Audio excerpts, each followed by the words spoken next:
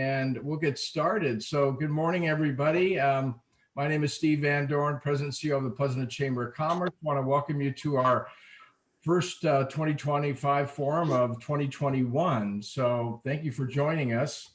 And the purpose of these meetings is to really talk to leaders in our community about how we can continue to move Pleasanton forward and in supporting the business community, supporting all the wonderful programs and institutions we have in our community. And we're pleased to have a great speaker today. I'd like to introduce our vice chair of the 2025 forum meetings, Lori Moffett-Felberg. She's going to introduce Dave. So hopefully she's got some notes there. If not, I'd be happy to do it. So good morning, Lori. Good morning. Thank you, Steve. As Steve said, Lori Moffett-Felberg, Senior Principal with Dahlin Group Architecture Planning. I'm also on the Chamber Board. A lot of familiar faces this morning, so welcome. Want to welcome our guest speaker, Dave Stark. He has been with us before, and it's always an entertaining ride with Dave. He is Public Affairs Director for the East Bay East Association of Realtors. He helps community leaders, the media, and the public understand real estate issues and works to include the realtor perspective in development of public policy.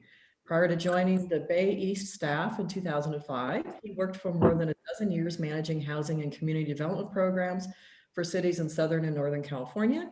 David hosts a Bachelor of Arts degree in Political Science and English from the University of California, Riverside, and a master's degree in city and regional planning from California Polytechnic University in San Luis Obispo. Welcome, Steve. I'm going to turn the mic over to you. Thank you for sharing your morning with us. It's all yours, Dave. Good morning. Happy New Year. And thanks for the opportunity to come and hang out with the Chamber. I must admit, the ability to participate in these meetings virtually makes it a lot easier for me to be on time.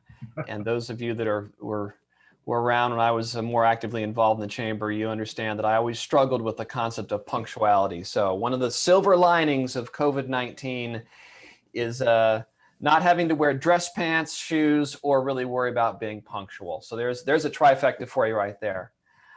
I'm going to talk about some silver linings today as we reflect back on what happened specifically here in Pleasanton and in the greater Tri-Valley. And before I get into that, I visited with you during a mixer last September. I can see all of you right now. So just by some kind of a G-rated hand gesture, how many of you saw that presentation in September? So we got 1, 2, 3, 4. Okay. The reason I ask is that the world did change in the last 3 months of 2020. And you also may remember from that presentation, I kind of tacked some stuff on to the end. Kind of some harrowing stories about what I did on my summer vacation. Time permitting, I may tack something on to the end of this presentation. Just kind of an update on more exciting things that are happening in the Stark household. So let's get on to the slideshow.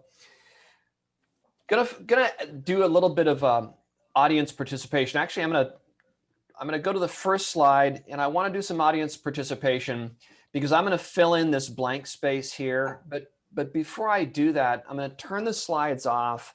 I'm gonna ask some, if not all of you, to unmute for a second.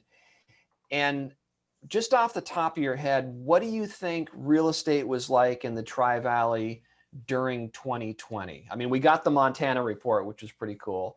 But what do you think was happening in real estate in the Tri-Valley during 2020? Anyone? And I will call on you. It went up. Like, I think the home values went up. It was a lot of demand. Okay. Thank you, Tracy. Thank you. Anybody else? Just gut reaction. I know we got some ringers in here with Guy Houston. It was hot. It was hot. Okay. Guy Houston Very little inventory. With 2 T's. Okay. And anyone else want to jump in there? What you thought happened with real estate? Again, this is 2020 pandemic. Okay. Pandemic. Lockdown. Low inventory, no inventory. Low to no inventory. Yeah. Okay. All right. Anybody else want to jump in? What's that, Herb? I was just gonna say, I think more bigger houses sold on average, just because people needed more space and got out of the little houses. Okay, more bigger I houses. did the opposite. Okay, and Herb, I got to say that the whole halo effect you got going on there, I'm going to be referring to you as Saint Herb from now on, just because it's accurate. Well, you know, I've moved to the moon. Just get off this planet for a while. I'm not, with the 10-foot pole. I'm not going to touch that one. Okay, Brock, go ahead. Yeah, so I'm not really paying attention to the real estate market a whole lot. I would have guessed people were moving out of here. It felt like people were leaving and a lot of commercial space was emptying out. So I would have thought things were going south. Okay. So a lot of different perspectives, or I should say two kind of different perspectives. Many of you thinking it was a good hot market, and then Brock saying things were kind of going south, but he also threw commercial in there. So let's dig into some kind of surprising things as to what happened during 2020. Just three observations. First, we had record-setting sales prices, and when I say record-setting, highest ever in recorded history of time. This is during a pandemic, okay? So just remember, during a global pandemic, we had record-setting sales prices. Sales activity, 5-year high. Pandemic, remember, pandemic, 5-year high for sales activity. And the number of days that a home was on the market, on average for the year, was at a 5-year low. So there's a few ways that you can dig into this. One of them speaks to this concept of the K-shaped recovery and how the pandemic is not affecting everyone equally. And I'm not referring to this in a glib manner, but it's true. And when you look at one of the metrics of that K-shaped recovery, real estate activity, particularly in a high-cost area like Pleasanton, this was an extremely successful year in many respects.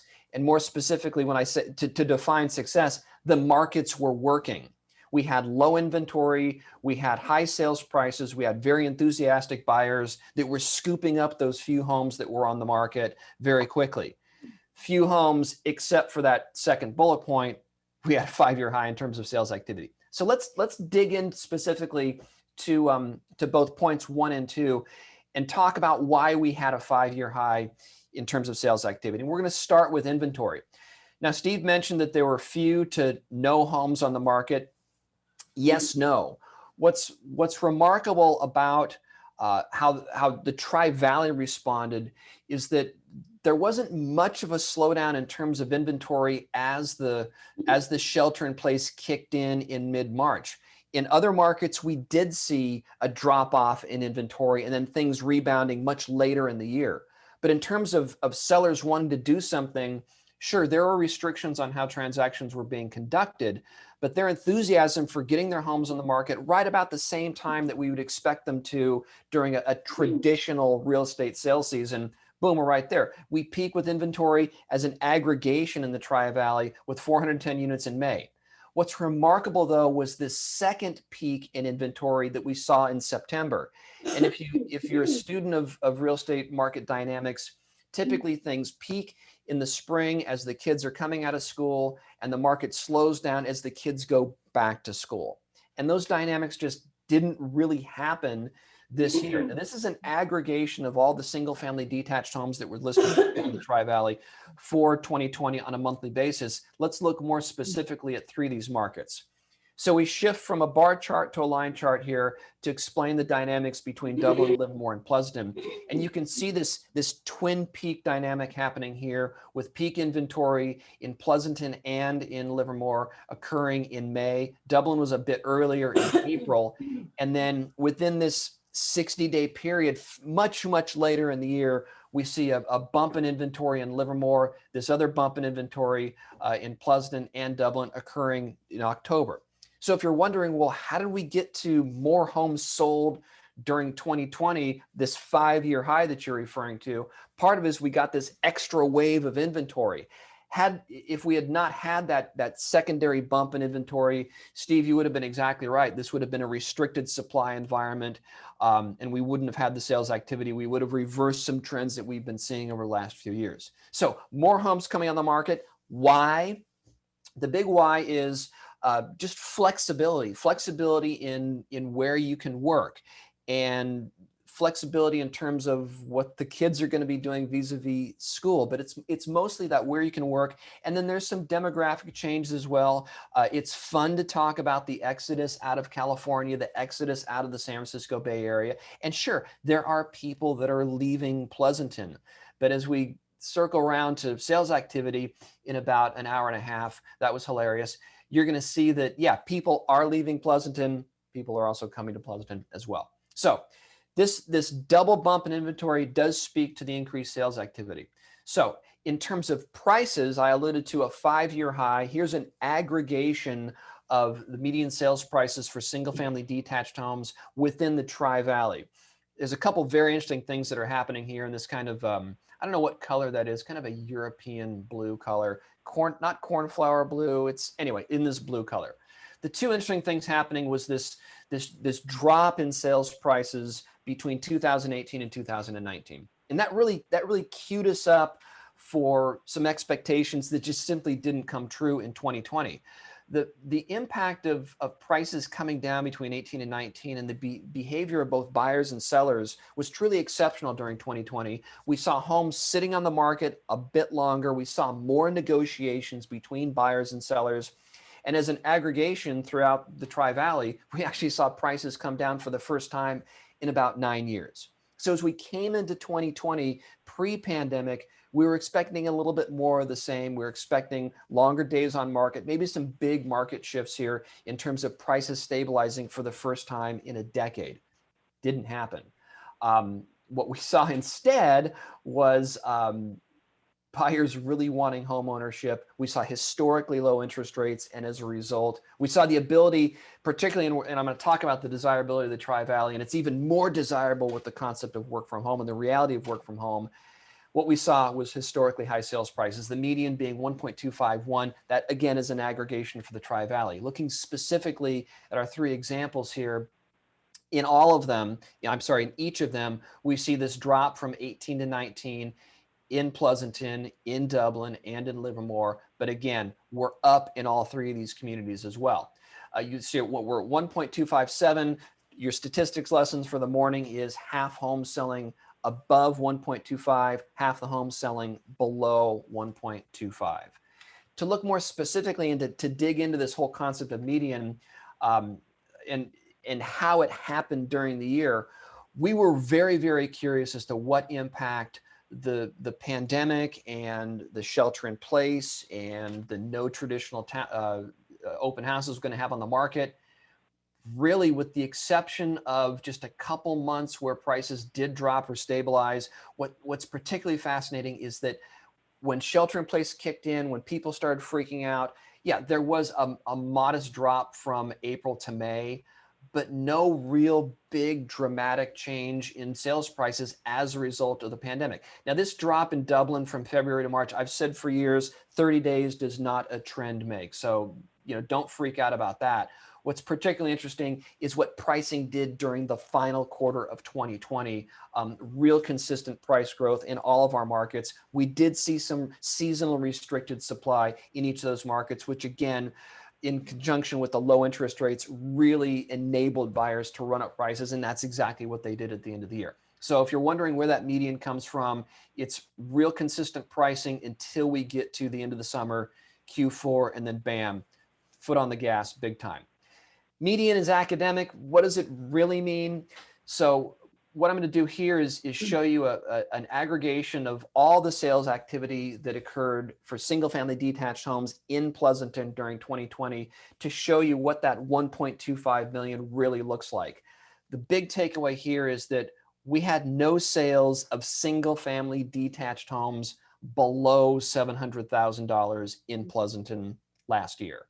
Meanwhile, 20 at 3 million, up almost 100 in the $2 to $3 million range. And you can see the bulk of the sales activity happening in the 1 to 1.7 range. So when we talk about a median sales price of 1.2, here's what's driving it. It's just a lot of really damn expensive homes. I focus almost exclusively on single family detached homes and not the attached product, because in Pleasanton specifically, there's really not that much sales activity that happens comparatively in condos and townhomes. That said, here's the price distribution for condos and townhomes. You can see that the range is a bit lower, but still we had 9 condos and townhomes that were selling north of $1 million. Golly, that's a nice condo. Now this is attached product, so that could throw in, I mean, we could have some really nice duplexes as well, but the bulk of condos were selling in the $800,000 to $900,000 range. So yeah, there were some, investor grade, first time home buyer grade transactions available, all 4 of them in the $300,000 to $400,000 range. So even condos, even that attached product, fetching a premium. Going to take a second here to turn the slideshow off. Any questions, comments about supply, about pricing, observations about the Montana real estate market, which I think is really, really cool. Any thoughts, comments? Harold, come on. Well, Dave, I'll give you one comment just from the financial services perspective. If you have a background in financial services, your skill set is underwriting, originations, you're making a potload of money right now. The bidding services for that kind of talent have gone right through the roof. It's hard to imagine that an underwriter is a 6-figure kind of job these days. And that was not the case just a few years ago. Harold, are you hiring? Was that a veiled announcement that you've got some positions to fill? I'm saying that we certainly have some positions to fill, and anybody else that is in this business, Fremont Bank, all these folks are. It's been a really, really tough jaunt to make that happen. Yeah, and Harold, I think that's another really good example of this K-shaped recovery, is that there's so much emphasis on the tech sector. I was speaking to a newspaper reporter late last week, and he was borderline bemoaning the fact that the vast majority of real estate transactions, when he talks to real estate professionals, seem to be going to the tech sector. And it was kind of I was sensing that he was trying to demonize the tech sector. Well, it ain't just the tech sector that has come through this pandemic, knock wood, unscathed. There are other sectors as well. So I don't mean to be insensitive to other service emphasized sectors in the economy, restaurants, theaters, all that stuff. But the bottom line is this is a very, very different crisis than what we experienced in the short sale and foreclosure crisis, which really did have a more universal impact on all economic sectors. So Harold, thank you for that example. Any other questions, comments on pricing and inventory, or we want to go back to the slides? Dave, I will say one more comment now that you got me going. That is happening is that because of the pandemic, and if you are a property owner, if you do that kind of thing, and it's not as prevalent here in the Tri-Valley, there are some people that are out there that are not paying. There are some mom and pop owners that are saying, "Hey, I got this duplex. I'm out of here. I'm cashing out of this business." I don't know if you would comment on that, or maybe it's not worthy of this presentation because it's not a lot of that kind of activity here in the Tri-Valley. Yeah, and Harold, I'm glad you asked that. The penultimate slide, which I think is my second to last slide, if I use that $5 word correctly, it is going to talk a little bit about some potential shadow inventory that may be lurking out there. Okay, Harold, thanks. Really appreciate. It's good to see you. It's good to hear you, and thanks for those input. That's fantastic. Okay, back to the slideshow. So we talked about this double bump in inventory, high demand for home ownership, even with a few more choices later in the fall, low interest rates really driving these sales prices. In terms of what impact that's having on what the market is doing and how quickly things are moving, we look to days on market. We're tracking when a property hits the multiple listing service until when it's marked as it's sold. And it's the tale of 2 years here, the exceptional year that we had in 2019, where throughout the Tri-Valley, Dublin, Pleasanton, and Livermore, we saw this increase on days on market. And this was a really, really big deal throughout the profession because there were many, many folk that were representing buyers and sellers that had never experienced 30 days on market or even 25 days on market. There are a lot of people that got into the business where on average, a home was sitting on the market for 11 days, 12 days. So when we got into 31 days on average, it changed the profession to the extent that, you know, agents on both sides really need to be negotiating. And we saw that as reflected in sales prices actually coming down. We get into 2020, as I mentioned earlier, and we thought it was going to be kind of the same thing until COVID. And if you were to tell me in the midst of a global pandemic that would be back to that, you know, mid 20s, and this is an average for the entire year. So there were some months, and we're going to dig into this in a second, where things were moving much faster than that, that in the middle of a pandemic, we would be back to these high teens, low 20s. Wow, mind blower. And you can see in Dublin and in Livermore, it's even lower. If you're wondering, well, why do properties move so much faster in Livermore? Livermore in particular is the promised land for a lot of folk, particularly on the 880 corridor. They love the concept of the Livermore downtown. I know that this is a Pleasanton Chamber of Commerce presentation. I get that.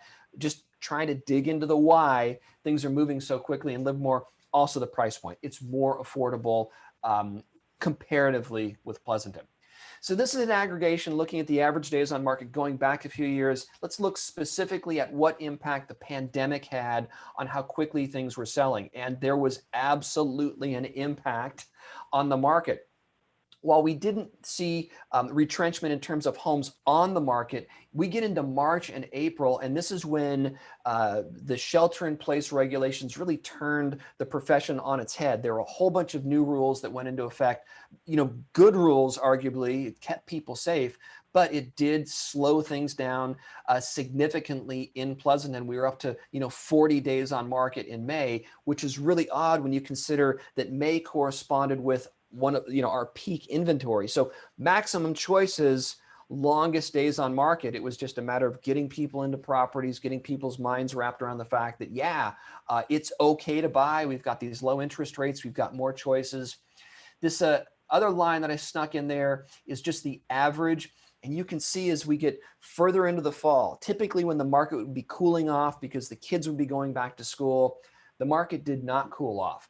Fewer choices, sure, but buyers absolutely wanted to purchase, and lots of activity. Dublin and Livermore. Things did slow a bit in Pleasanton in September, but bam, we get into October, November, counter to the other communities in December where things were moving even faster. The takeaway here is that this is one of these silver linings. The confidence in home ownership is still there. The recognition of these low interest rates and the ability to get into home ownership is still there. And think about this. These are folks that are buying the most stable form of shelter available. They're recognizing the opportunities that working from home means. They're getting in the market and they're getting these deals done.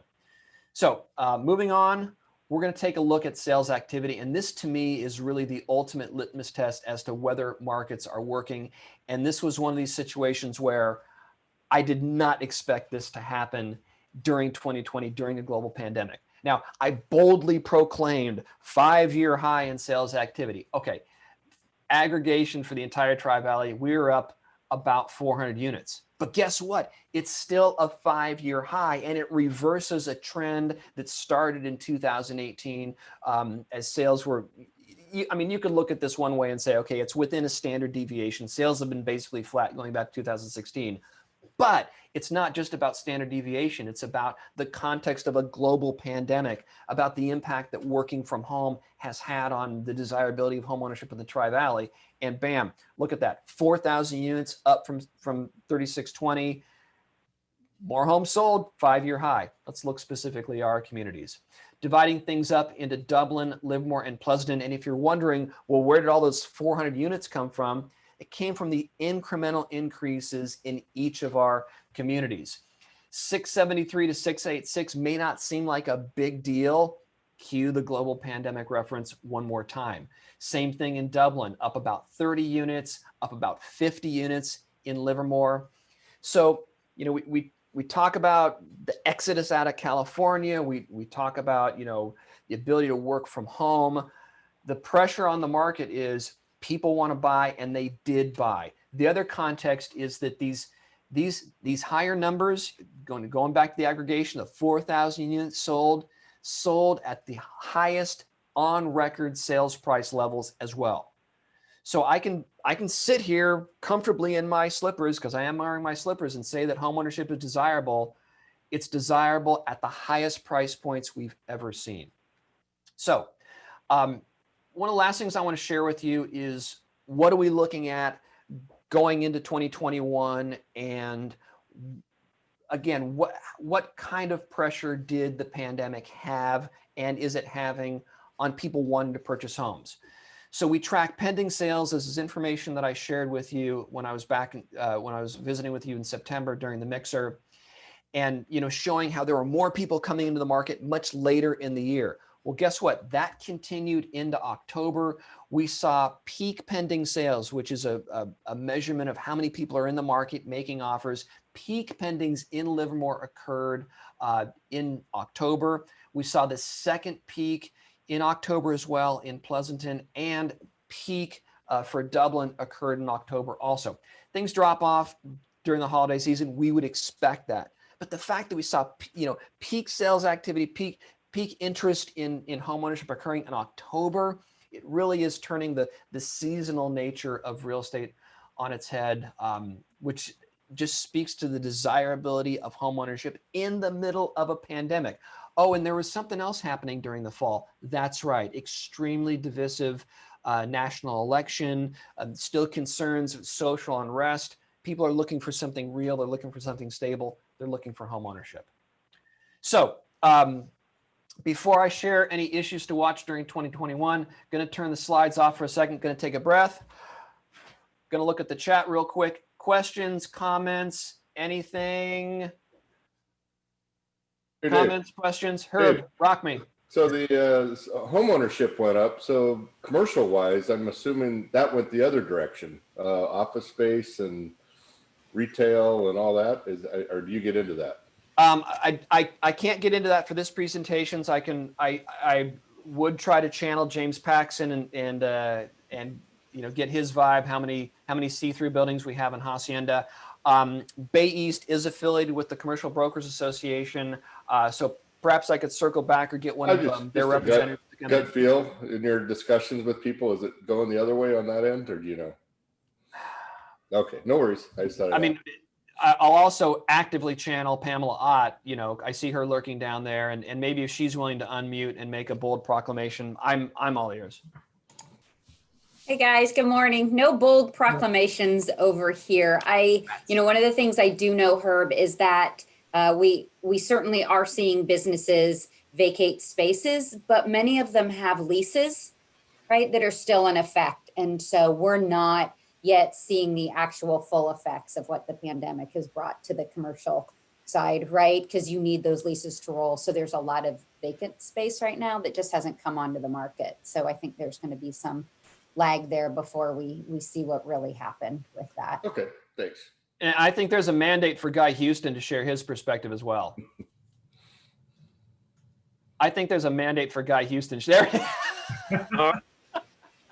Well, I think Pam's right, is that it remains to be seen. There's untapped inventory out there, but on a regional basis, what we're seeing is that San Francisco is going to continue to have problems, and people are leaving San Francisco. They're going to Oakland. They're going to be looking for more space, more affordable.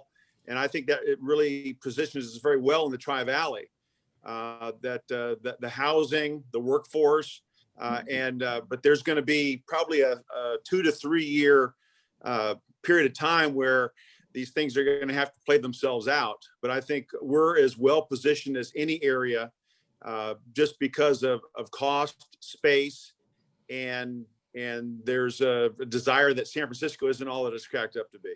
Great. I agree. Can I build on that for a second? I think too, one thing that may serve us well, Guy is absolutely right. We often find that this is an opportunity for smaller businesses or startups, right, to be able to move into space that they would not able have been, or they wouldn't have previously been able to afford or to find, right, to move into. So if there's a little bit of a silver lining as we go through this, it's the opportunities it creates for other businesses to move into our market and to expand. And your more commercial industrial that's also on fire. Yep. You can't get space. Right. Dublin vacancy, almost zero. Most of the available space is Vasco Road and Livermore, that area. And they've been very successful. So a lot of people want to be here for a lot of different reasons. And the workforce, the worker people type businesses, they want to be here, but we don't have the inventory. Mm-hmm. So Herb, I think what just happened is that I underpromised and our guests over-delivered. So you should be extremely happy with your participation in the roundtable this morning. Thanks, Dave. We always love you. You know that. Well, I want to thank Pamela and Guy for picking that up. Lori, did I just see a hand go up there real quick? My peripherals are still really good, even virtually. I was just curious if in the numbers, it's an aggregate of all residential sales, but are you tracking resale versus new homes? And that's a great question. So I live and breathe by MLS data. So if a real estate transaction touched the MLS, that's where my numbers come from. I think when we talk specifically about Pleasanton, particularly single family detached, I am going to have my gut speak now. It's pretty much all existing. Why? Because there's very little single family detached new development happening in Pleasanton.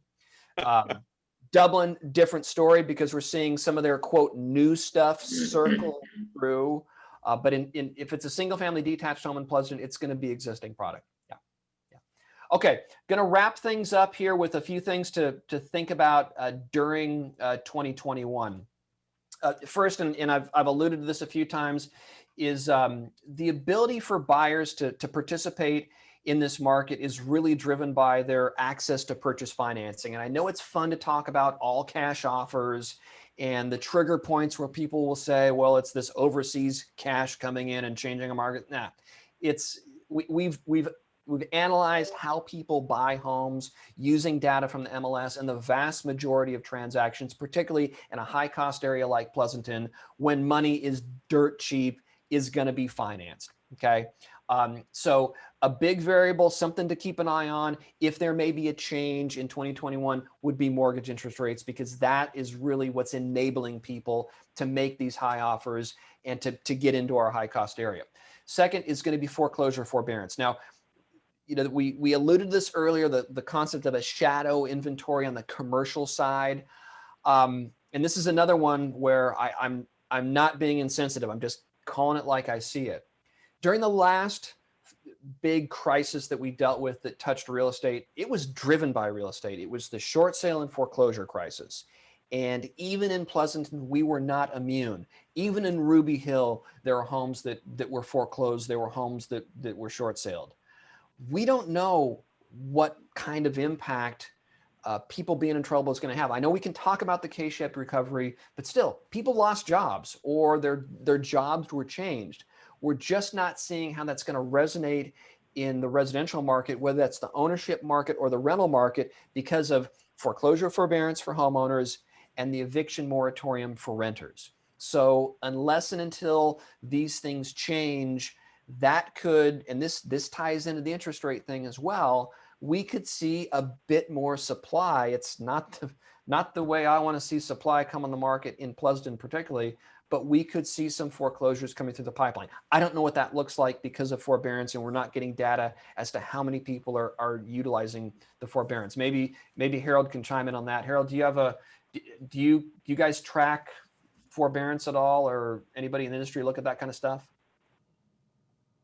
I can't say that we track it because we don't have it here in this area, and I'm knocking on wood as I make that statement. The foreclosures have been very, very, very little. I'm sure it could happen. We tend to, to look over the hill we've got some interest over in the Central Valley, and so that's where we're always a little bit worried, but we love to see the appreciation. It helps to mitigate some of that risk. Yeah. So, just mentioning this just because it could be a factor. Next up is Proposition 19 and the tax portability that will kick in April that will allow homeowners that are 55 years or older and other homeowners to take their current property tax basis to any property anywhere in California. And this will have an impact on our inventory here in Pleasanton until I believe it was what's the county just north of Sacramento? Is it El Dorado County or it's wherever El Dorado? Yeah. El Dorado County used to participate in what we call the Prop 6090 tax portability, and there was a continuous pipeline of owners in Pleasanton selling here, taking their property tax basis, moving to that county. They pulled out, El Dorado County pulled out of that agreement 4 or 5 years ago, and it kind of shut that pipeline off. Prop 19 in April, that pipeline suddenly includes anywhere in California. And maybe I've referred to this before, but I got a neighbor across the street, original owner. His wife passed away. His kids are gone. I'm pretty sure he's living with his girlfriend someplace else. That home basically sits vacant all the time. Why is it vacant and why hasn't he sold? Probably digging that Prop 13 property tax basis. This kicks in and there may be inventory across the street. That will have an effect on Pleasanton, particularly because we know up until El Dorado County pulled out that there was this pretty continual transference of Pleasanton somewhere else. So keep an eye on what's going to happen in April. Working from home. And Guy alluded to this earlier, and I've shared this with other audiences. The Tri-Valley really is this sweet spot in terms of the impact of working from home. We're close enough that if someone does absolutely have to drive or take BART into the city or the South Bay for their job, they can do that. But at the same time, our price point, even at historically high levels, still lower than San Francisco, still lower than Peninsula, still lower than the South Bay. So you can move to the Tri-Valley, you can pay a little bit less, but still be close enough that you can drive in. Working from home really has actually made the Tri-Valley more desirable. Yeah, we are a job center. And yeah, you can move to your cabin in Tahoe and work for your Tri-Valley job here. Get that. But our proximity to Silicon Valley, it's really made, it's just another reason why the Tri-Valley is so attractive. I mean, there was the allusion to commercial properties and those business owners wanting to look towards the East Bay. Same thing on the residential side as well, is that we really are a great alternative. So this sort of, I don't want to say it's going to neutralize point number 3 with more inventory. So even with more inventory coming on, demand is still going to be there. So I don't think point number 3 is necessarily going to bring prices down. It's just going to feed that demand that's reflected in point number 4. And last, and this is legit, we are not out of the woods on this COVID thing. That's your Captain Obvious statement for the day, just in case you hadn't heard one yet. We don't know what ultimate impact it's going to have on the rest of our economy. The foreclosure and forbearance, we just don't know. So anyone that's really prognosticating and saying this is absolutely what's going to happen during 2020, 2021, vis-a-vis COVID-19, no, we're not out of the woods. And who knows what kind of an X factor that may throw at us. We may see other sectors of the economy saying, guess what? It's going to be work from home for the next 5 years. Even more pressure on demand for ownership here in the Tri-Valley. So there's lots of different ways that COVID could play out in terms of how it's going to impact residential real estate. So questions, comments, give me a call, hit me with an email. Any comments, observations, questions? I did have a little bit more if you wanted me to kind of give you an update on what's going on with the Stark household. Questions, comments? Dave, Steve, thank you again for being here. Great presentation as always. I'm hoping you'll be able to send me your slideshow so we can get that on our website. People had asked for that. So that was my only comment. Thank you again. So okay. Do you want the bonus slides or not? Yes. Yes. Now, before you answer that, remember what the bonus was when I was here in September, okay? All right, you still want the bonus slides? Yes, we need some humor in this world, Dave. yeah, right. All right. Yeah. And by the way, Mark Sweeney, good to see your face, man. It's good to see your face. That's yeah. All of your faces. All of Yeah, everybody. good to see. Yeah, I'm sorry. Good to see. And I can go through and name everybody's name, but yeah, it's Mark. It's good to see you. Okay. When COVID goes away, does that beard go away? Well, what I'm going to share with you is sort of related to the beard. So yeah. All right. Okay. So silver linings. 2020 was rough. It was a rough year, absolutely. And I know that I painted a fairly rosy picture of real estate, but it was absolutely a rough year. Ann and I were injured in a very serious bicycle accident. You got all the gory details about that in September. So I do want to share something that happened to us right before Thanksgiving of 2020. It starts with what we did on November 18th, 2000. So on November 18th, 2000, Ann and I got married. And this is a photo of us going from the church to the reception. We're riding my 1960 Lambretta. Don't call it a Vespa. My Lambretta. So this was November 18th, 2000. So in the midst of all the stuff that was going on in the world, there was a silver lining. So November 18th, 2020, we took a long lunch break and we recreated that photo 20 years later. So if you look carefully, it's the same 1960 Lambretta. It's still running. Same sunglasses from 20 years ago. And yes, that is the same wedding dress from 20 years ago.